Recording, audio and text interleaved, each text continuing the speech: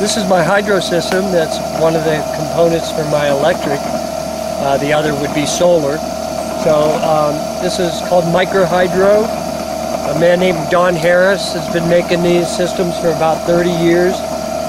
And I mean, he makes the wheel that's inside here.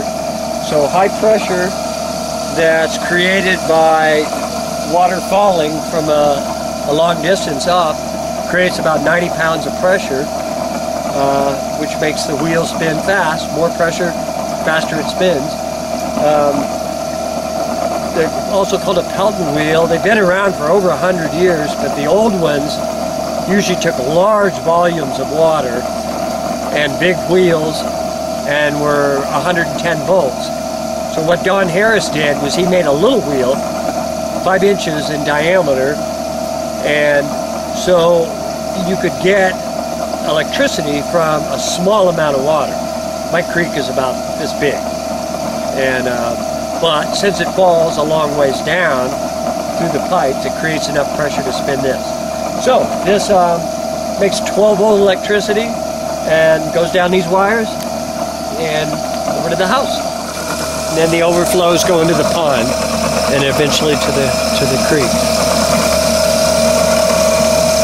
So there's the old systems had like pulleys and gears, and you lost a lot of efficiency. This is direct, right to the generator. So this is doing two things. It's pumping water the water is being used elsewhere. It's not pumping water. But water's flowing through it. Yes. Okay, and that water is being used further down the line, and in addition to the water passing through here, it's generating electricity that is created here but stored in those batteries in the house. Yes, that we'll go see later. That's it. Well, you know, we were outside at the wheel. You could see one set of wires coming from the wheel. That's those two.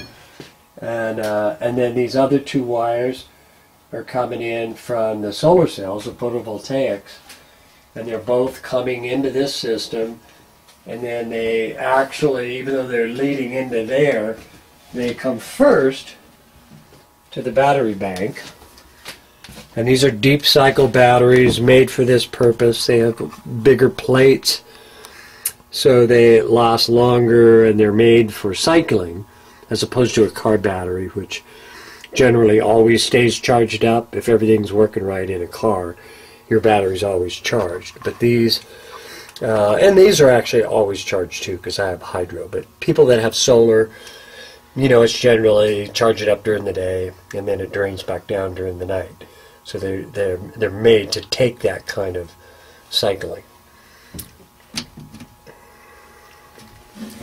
So then from the batteries, and that's hooked up to 12 volts, which is being produced at the wheel and from the solar panels.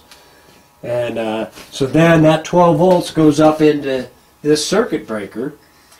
These are all the circuits for the 12 volt lines that I have. I have a few.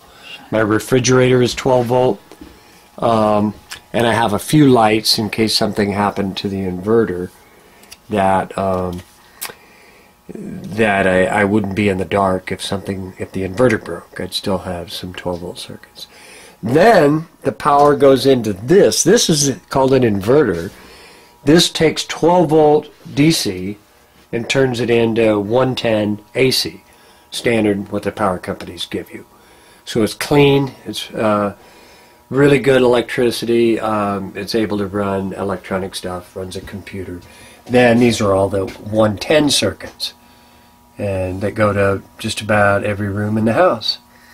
And then so those circuits go out that pipe, and the 12 volt circuits go out that pipe.